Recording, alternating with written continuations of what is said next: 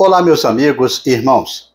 Que a graça e a paz do nosso Senhor e Salvador Jesus esteja com cada um de nós. Começamos aqui mais uma lição da revista Palavra e Vida, produzida pelo Departamento de Educação Cristã da Convenção Batista Fluminense. Esta revista, que foi escrita pelo pastor Valtair Afonso Miranda, com o título Corpo e Unidade. Cartas de Paulo aos Coríntios. Antes de começarmos a apresentação desta nossa 11ª lição, que traz o título A Busca pelo Discernimento Espiritual, te convido a se inscrever gratuitamente no nosso canal, no botão aqui embaixo, onde está escrito Inscreva-se. Isto é muito importante para nós. Curta, deixe o seu comentário e acione o sino das notificações para você receber as lições no momento em que publicarmos. Compartilhe para que mais pessoas possam, juntamente com a gente, desfrutar na aprendizagem da Palavra de Deus. Toda semana nós estamos publicando aqui uma nova lição para estudarmos juntos. A lição de número 11, como eu disse, é a busca pelo discernimento espiritual. E tem o texto base em 2 Coríntios, nos capítulos 5 e 6. E nós estaremos lendo apenas os versículos de 1 ao 7 do capítulo 5 dessa carta, da segunda carta do apóstolo Paulo aos Coríntios, para a introdução desta lição. E o texto diz-nos assim: Sabemos que se for destruída a temporária habitação terrena em que vivemos, temos da parte de Deus um edifício, uma casa eterna no céu, não construída por mãos humanas. Enquanto isso, gememos, desejando ser revestidos da nossa habitação celestial. Porque estando vestidos, não seremos encontrados nus.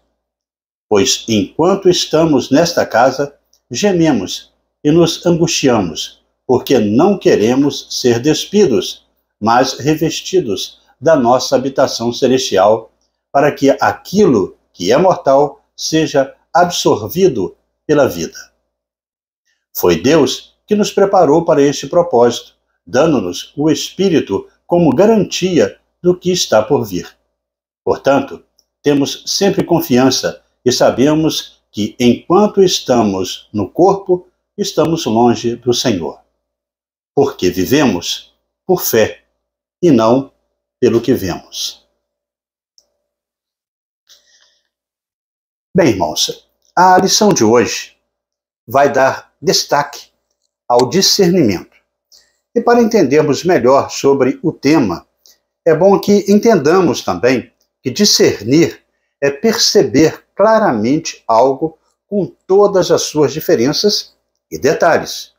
Discernir é distinguir, é diferenciar, é discriminar para ter uma ação correta quanto a alguma coisa, para tecer um juízo de valor. Discernir é compreender o conceito, a situação, e assim ter a devida maturidade para perceber e entender a completude de um fato ou de um tema, ou sobre alguma coisa. Resumindo, discernir é ter conhecimento profundo sobre algo para saber decidir aí melhor em razão daquilo que se passou a conhecer. O discernimento espiritual, por sua vez, significa ter a capacidade de distinguir entre o que é certo e o que é errado, o verdadeiro e o falso na área espiritual. Dentro deste contexto, que foi apresentado sobre o discernimento, a gente pode pensar assim. Assim, a pessoa que tem o discernimento espiritual, ele sabe a diferença entre o que vem de Deus e o que não vem. O discernimento espiritual é um dom de Deus. Desta forma, após o apóstolo Paulo, ao abordar o tema da tribulação, do qual ele leva aí até as últimas consequências, de acordo com 2 Coríntios 5, de 1 a 10, apontando que, diante desta realidade, o crente ele deve sempre reagir com fé diante de toda aquela questão. Nos 10 primeiros versículos do capítulo 5, Paulo ele continua a sua argumentação, falando acerca de seus sofrimentos e das consolações do Senhor, para com ele e para com todo aquele que tem fé. Logo após, o apóstolo ele passa a explicar o contraste entre a vida terrena, que é mortal e é limitada, e a vida imortal, que é eterna e espiritual. Sua preferência é clara, mas isso não o priva de ensinar que é necessário sermos agradáveis ao Senhor, quer presentes neste corpo e nesta vida, quer ausentes na vida eterna. No capítulo 6, então, Paulo ele vai tratar da questão da imoralidade, com todo o seu antagonismo em relação àqueles que decidiram ter uma vida reta na presença de Deus. Paulo, então, ele destaca que, assim, o cristão verdadeiro, ele sabe que a morte não é o fim de tudo. Ele vive pela fé e sonha com o céu, e que Deus está nos preparando para essa vida celestial e nos deu o Espírito Santo como esta garantia. Por isso, o crente ele não pode reagir com blasfêmia ou incredulidade diante da tribulação. Paulo ainda acrescenta que é necessário coragem e que esta coragem ela é produzida pela fé dentro do coração do cristão. No capítulo 5, tanto no versículo 6 quanto no versículo 8, o apóstolo Paulo ele pediu àqueles irmãos de Corinto que eles confiassem em Deus, que tivessem um bom ânimo. Com isso, o apóstolo ele coloca inclusive para nós hoje o desafio de enfrentar as lutas e não recuar um passo sequer. As lutas da vida não deveriam ser motivos para nos afastar de Deus. Pelo contrário, deveriam nos aproximar ainda mais do seu grande amor. Paulo, ele tinha uma segurança absoluta acerca das revelações doutrinárias que havia recebido. E por isso, ele começa o texto dizendo: porque sabemos. Não se tratava de experiência pessoal, nem de testemunho humano, nem de intuição. Era o conhecimento que a revelação divina havia produzido no seu coração. Ao falar da morte e da ressurreição, Paulo não se baseava em conceitos humanistas nem filosóficos, mas na revelação divina dada a ele. A certeza do lar eterno era tão real que os sofrimentos e as ameaças de morte não o intimidavam. Pelo contrário, davam-lhe ainda mais força para proclamar essa mesma verdade aos crentes. Nesses versículos, algumas expressões revelam a distinção que Paulo faz entre o temporário e o eterno, o terrestre e o celestial, o corruptível e o incorruptível, o transitório e aquele que é permanente. O corpo atual é como uma tenda, um tabernáculo, onde cada um de nós vive neste mundo. Esta tenda será desfeita por um edifício permanente e melhor e que nos dará o Senhor. Agora, nós gememos, como fala no versículo 2, neste corpo terrenal, porque nós desejamos que o celestial o revista. A palavra gememos no versículo 4 indica dor e desconforto, mas também significa anseio por algo melhor. A doutrina bíblica evidencia que nossos corpos mortais serão revestidos de imortalidade, de incorruptibilidade e que anelamos, nós desejamos por esta transformação. 1 Coríntios 15, de 42 a 52, assim nos relata. A garantia de que isto se efetivará no futuro, mediante a ressurreição ou o arrebatamento da igreja, é o Espírito Santo e a sua presença em nós. E assim, amigos e irmãos, chegamos ao primeiro tópico da nossa lição e que tem o título O Ponto de Vista Divino. O Ponto de Vista Divino. Neste tópico, poderemos conscientizar-nos de que o ministério da reconciliação consiste na proclamação da obra expiatória do Senhor Jesus Cristo. Poderemos também compreender que a grande motivação do ministério de Paulo era o amor de Cristo. E, por fim, sabemos que o amor de Cristo nos constrange e nos transforma. Paulo, ele começa a afirmar que ele teme ao Senhor e persuade os homens conforme destaca 2 Coríntios 5, no versículo 11, que nos diz assim: uma vez que conhecemos o temor ao Senhor, procuramos persuadir os homens. O que somos está manifesto diante de Deus e esperamos que esteja manifesto também diante da consciência de vocês. Bem, irmãos, Paulo, ele inicia o texto destacando o temor do Senhor como um modo de convencer as pessoas acerca da fé recebida. Na verdade, as duas grandes motivações paulinas para o cumprimento do ministério são o temor a Deus, como fala no versículo 11, e o seu amor a Cristo, como no versículo 14. No versículo 11, o temor do Senhor é destacado pelo apóstolo aí, visto que no Antigo Testamento esta atitude caracterizava aqueles que procuravam andar de modo sábio, como podemos verificar em Provérbios 1, 7, a saber que o temor do Senhor é o princípio do conhecimento, da sabedoria, mas os insensatos, eles desprezam a sabedoria e a disciplina. Então essa atitude evitavam aí que os homens, uma prática do mal, como bem retrata Jó no versículo 28, no capítulo 28, no versículo 28.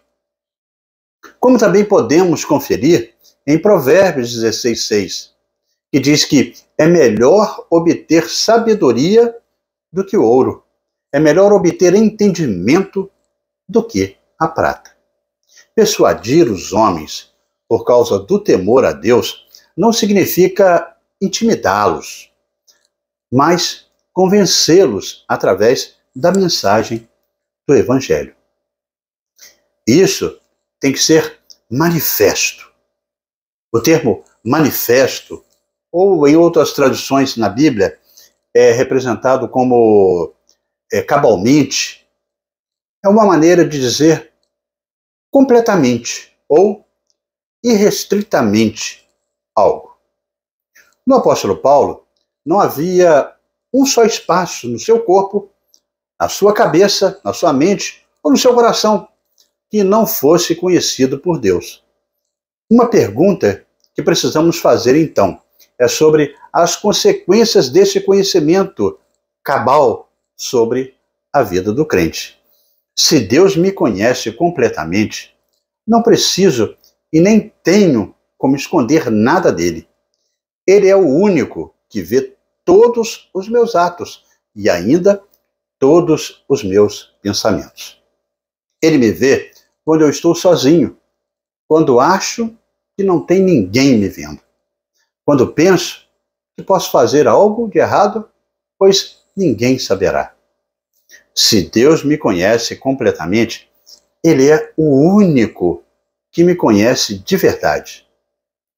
Se uso máscaras para esconder quem realmente eu sou para as outras pessoas, diante de Deus, não existe isso. Eu estou nu.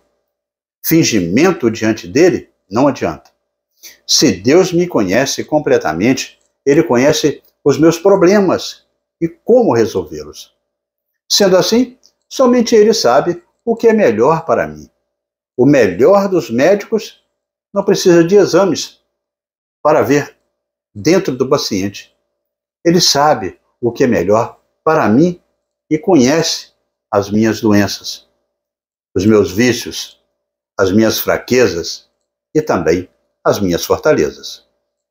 Paulo, ele havia acabado de falar da esperança que sustenta o seu ministério, levando também a persuadir a todas as pessoas acerca da verdade de que Cristo é o Senhor. E vale a pena ser o seu ministro, como diz no versículo 11. Nessa oportunidade, Paulo, ele não está defendendo a sua autocomendação, né? Ou recomendação que ele se fazendo, mas procurando advertir os crentes fiéis a não permitirem que seus opositores o convençam. Ele não tinha a presunção de louvar a si mesmo. No entanto, ele fornecia argumentos para que os coríntios se gloriassem em seu testemunho, como fala no versículo 12. Acerca do versículo 13, as explicações são muitas até. Podemos referir-se também à conversão de Paulo ou das suas experiências espirituais. O que importa aqui é que todos os atos do apóstolo Paulo eram realizados por amor a Cristo. Assim, se Deus, ele me conhece completamente, ele não me julga pela aparência, pois somente ele sabe as reais causas de todos os meus atos. Deus, ele olha o coração e não vê como o homem vê, de acordo com 1 Samuel 16:7. Essa passagem também indica que os caminhos de Deus realmente são os nossos caminhos, ou deveriam ser. Exatamente por isso, quem resolve segui-lo é tido como louco e ignorante. Afinal, os valores são invertidos. Aquilo que é divertido para o mundo não é para Deus. Aquilo que é forte para o mundo não é para Deus. Aquilo que é belo para o mundo não é para Deus.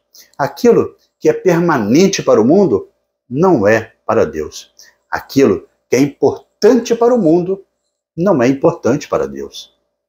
Se de repente nações muito fortes e poderosas nos invadissem e recebêssemos a responsabilidade de dirigir um esforço de libertação, possivelmente começaríamos tentando conseguir o apoio dos outros países da mesma situação, ou então de outros em condições melhores. Esse apoio viria através de armas, homens, que nos ajudariam na batalha pela nossa independência contra os adversários muito mais fortes. Mas não é assim que Deus age. Quando os midianitas, por exemplo, como nós estudamos no passado, e os amalequitas, eles se uniram para oprimir os hebreus, conforme Juízes 6:7, Deus chamou um homem tímido que se escondia entre as rochas, e o seu nome era Gideão, para que finalmente ele acreditasse em sua vocação, no seu chamado. Ele testou Deus várias vezes, como nós estudamos em lições passadas, por meio de episódios que ficou conhecidos como Alã de Gideão. Este homem, ele convocou o povo para a guerra. 32 mil homens, como nós estudamos aqui. Então, ele formou um exército. Mas quando Deus decidiu testar esse grupo, Após 2 provas, vocês lembram, né? Gideão viu o seu exército ir reduzindo a apenas 300 homens combatentes. Em situações como essa, lutar da maneira convencional não seria eficaz. Teria que ser do jeito de Deus. Os soldados de Gideão, por exemplo, tocaram as trombetas, quebraram os vasos, né? E seguraram as tochas, que foram colocados no topo ali daquela colina. Não foi necessário um golpe sequer, pois o próprio adversário, eles se mataram. E nós vemos isso na história de Israel. A Bíblia, se a gente for, assim, folheá-la, ela está recheada de histórias como essas, que nos mostram que Deus age de maneira incompreensível aos olhos humanos. A principal delas, no entanto, está registrada nos Evangelhos. Deus enviou o seu Filho para nascer numa estrebaria e morrer numa cruz. O plano de Deus é verdadeiramente insensato aos olhos humanos, é loucura para os homens.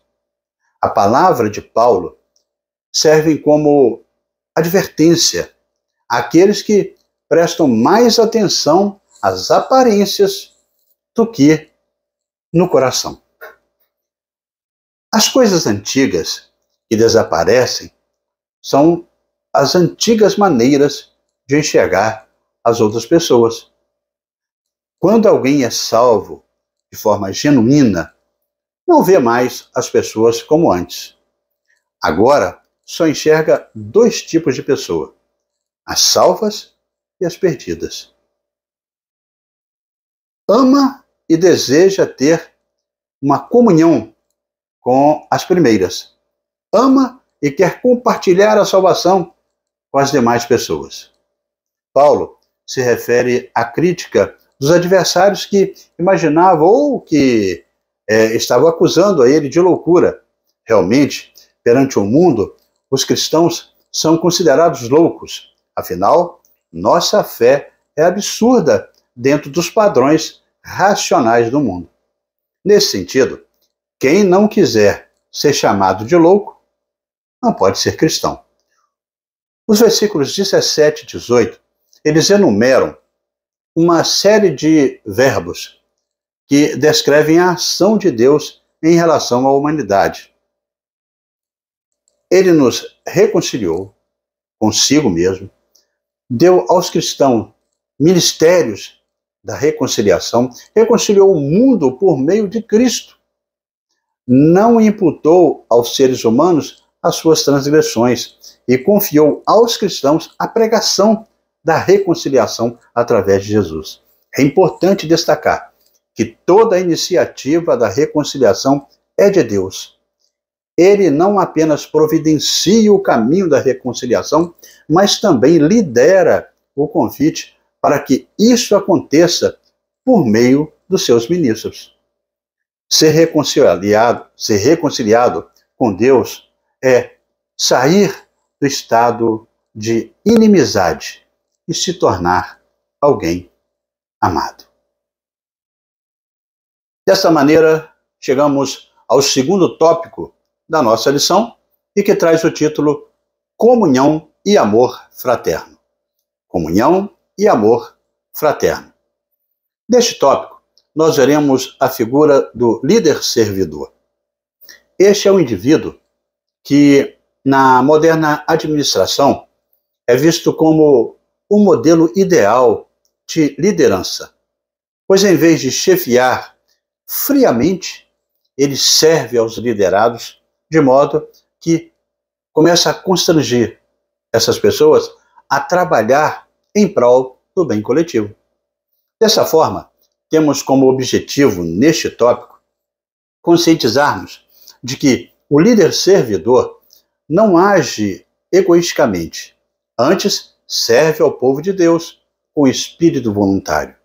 Devemos compreender que este ensinamento que o líder na Igreja de Cristo precisa estar pronto para enfrentar as dificuldades inerentes ao seu ministério. Assim, Paulo começa a nos ensinar. E, por fim, também podemos identificar quais são as armas de ataque e defesa de um líder servidor. A organização dos capítulos da Bíblia, eles não somente das epístolas de Paulo, mas muitas vezes não obedece à estrutura lógica dos versículos. Os 2 primeiros versículos do capítulo 6 são um complemento do capítulo 5, quando Paulo ele usa o plural, e nós cooperando também com ele, referindo-se aí ao Senhor Jesus, que realizou a obra, essa obra expiatória, que o Pai assim o fez, né? Se fez pecado por nós, a fim de pagar a dívida da humanidade, reconciliando-nos com o Criador. Ao tomar conhecida aí essa obra da redenção, Paulo ele afirma que nós estamos cooperando com Jesus Cristo. Deus não depende de ninguém para fazer o que precisa ser feito, mas ele deseja uma relação de comunhão e serviço em conjunto com o homem, para que este tenha aí o privilégio de participar do ministério da reconciliação. É um privilégio para nós. Paulo ele aprendeu com Jesus que o serviço é a postura ideal para quem deseja liderar, pois o mestre, ele mesmo disse que não tinha vindo ao mundo para ser servido, mas para servir, como diz Mateus 20, do versículo 26 ao 28. O apóstolo, ele dedicou a sua vida e personificou a sua liderança como um líder servidor. Ele procurou imitar o mestre em tudo, servindo apenas aos interesses da Igreja de Cristo. Paulo ele sabia ser terno quando fazia necessário, especialmente depois do desgaste aí causado pela primeira carta aos Coríntios. Ele interrompe a sua defesa apostólica apelando com veemência ao afeto mútuo, que deve ter aí nutrido aí entre um pai e seus filhos. As expressões empregadas pelo apóstolo no versículo 11, nossa boca está aberta para vós e o nosso coração está dilatado, denota aí que os seus atos e palavras são a expressão verdadeira do seu sentimento para com os coríntios. Isso, entretanto, não significa que ele estava arrefecido a sua postura para com os falsos mestres. Paulo dá exemplo da reconciliação, após ter expressado o seu desejo de reatar os laços estreitos para com aquela igreja. Paulo, que já havia exposto aí as motivações do seu ministério, ele esperava que fosse também compreendido e amado fraternalmente em Cristo por aquelas pessoas. Ele declara que o seu coração tem sido alargado para amar a todos os crentes e que ele e também os seus companheiros não têm limites nem restrições para amar a todos daquela igreja. Paulo ele demonstra o seu afeto e espera ser correspondido. Paulo ele percebeu que o afeto dos coríntios era limitado. Não havia espaço para que eles verdadeiramente amassem seus ministros.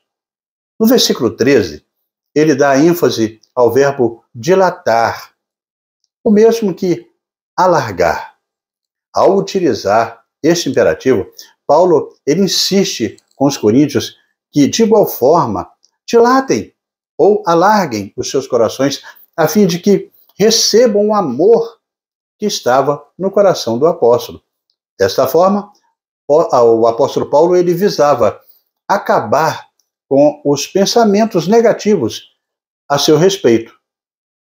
Após tratar da reconciliação divina, inclusive, com a humanidade, Paulo ele relembra o perigo da imoralidade na igreja de Corinto.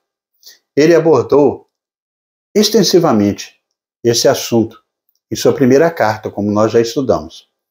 E ele retorna esta questão do relacionamento dos crentes com os incrédulos, da comunhão da igreja com a sociedade. Ou como Paulo, ele coloca que a harmonia entre Cristo e o maligno, isso pode acontecer. Ou que união há entre os crentes e o incrédulo, como fala em 2 Coríntios 6:15. Apesar de Paulo haver expressado o seu sentimento de afeto e amor pelos coríntios, era preciso corrigir alguns problemas de ordem espiritual. Assim, ele interrompe o assunto discutido anteriormente e assume um tom mais grave na discussão. O perigo que ameaçava a fé, a questão do jugo desigual. Ele usa, inclusive, uma linguagem objetiva para falar de uma relação que não podia existir na vida de um crente.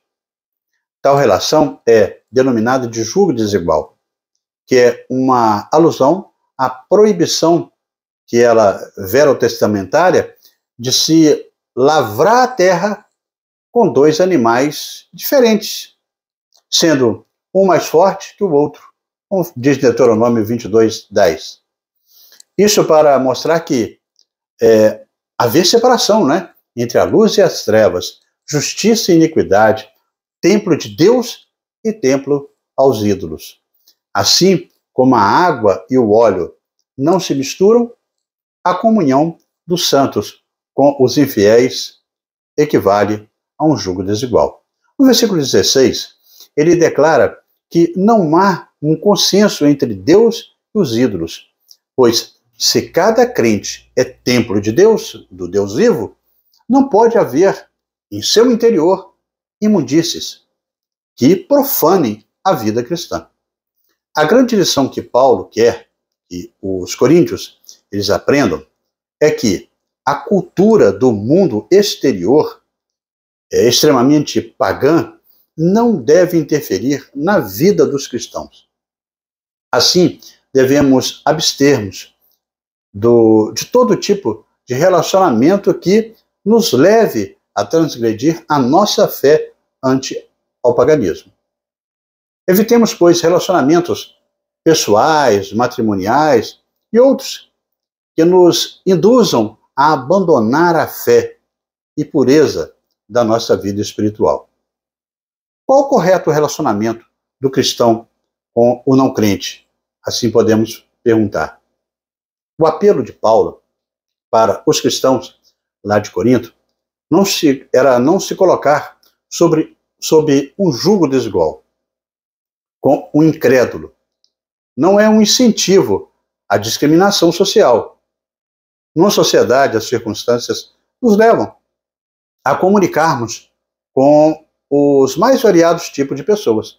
Todavia, não devemos praticar jamais as obras dos ímpios e inimigos da fé, pois se as ações dos crentes elas devem influenciar as pessoas de fora e não ao contrário, sermos influenciados. A pureza espiritual no trato com o descrente, o objetivo é evitar a contaminação da carne e também do espírito. Essa expressão, envolvendo carne e espírito, não se refere a duas categorias de pecados aí, mas a contaminação da pessoa como um todo, física e espiritualmente, como diz em 1 Tessalonicenses 5:23. A palavra traduzida do texto como maligno e belial, nessa passagem, está inserida naquela discussão também, sobre a pureza ética. Nas tradições de Israel, especialmente as encontradas nos manuscritos do Mar Morto, em Qumran, Belial é o nome dado ao chefe dos demônios, Satanás. O termo Belial aparece 27 vezes no Antigo Testamento.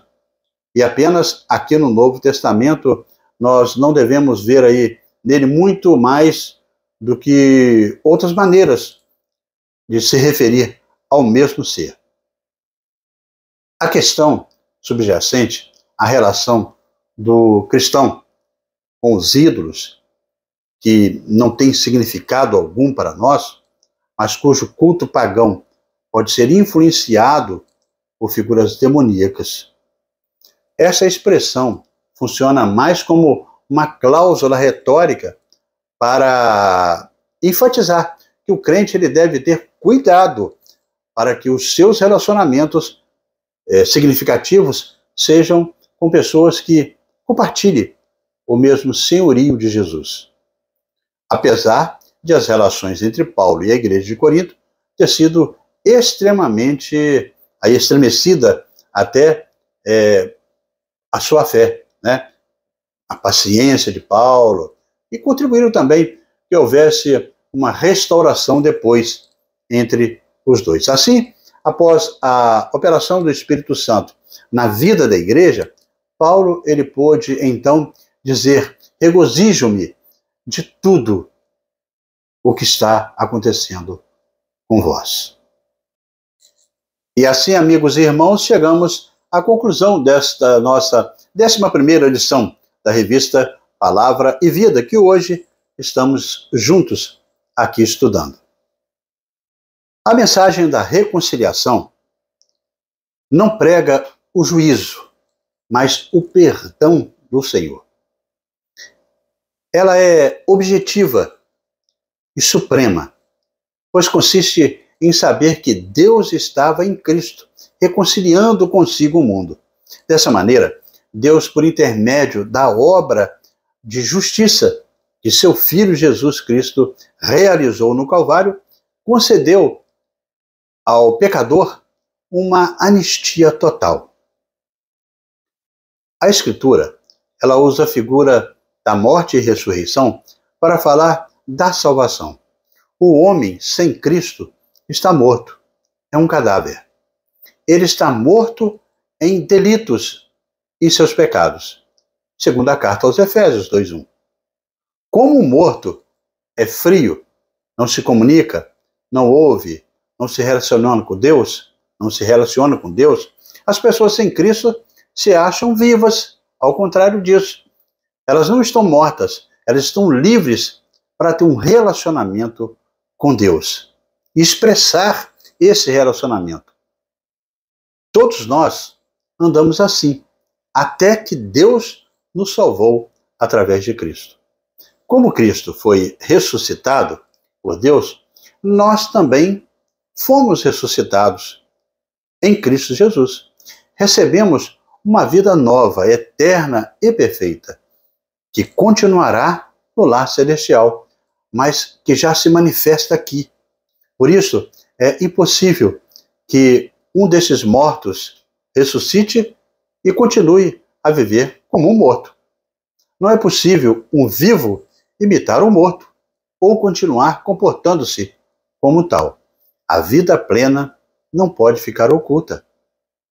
Mesmo tendo enfrentado a reprovação apostólica através dos atos rebeldes praticados por opositores ao seu ministério lá em Corinto, Paulo ele se sentia consolado, porque ao reprovar tal atitude, produziu arrependimento e bem-estar em todos.